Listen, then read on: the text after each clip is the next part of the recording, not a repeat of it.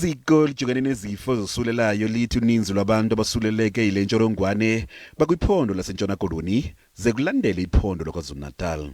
Eliziko lithi liyehla inani lolusuleleko kwiphondo laseGauteng, eLimpopo, eMntla-Ntshona naseMpumalanga. Nangona kunjalo iphondo iMpuma Koloni, KwaZulu-Natal neNtshona Koloni kubonakala iqhina linyuka kumsinga wesithathu wale ntsholongwane. Umsinga wesine we-COVID-19 uyanqonqoza lo gama elilizwe lisabetha nganeno kwinjongo yokugonya ngapha kwe-80% yabantu abadala.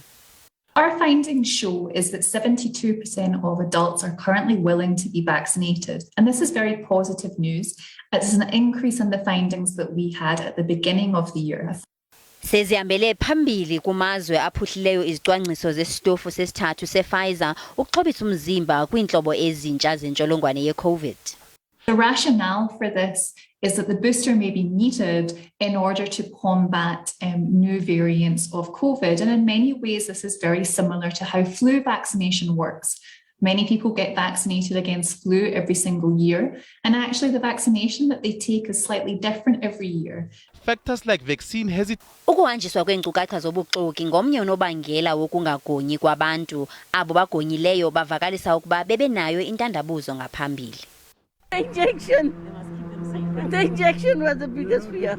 We've done our own research and everything else, and we as a family believe the best thing to do is to get vaccinated and to remain safe for each other and also to create this herd immunity that everybody's talking about. Iphondo laseGauteng lisanda kuphuma kumsinga wesithathu we-COVID-19 kwaye ngoku lizilungiselela umsinga wesine.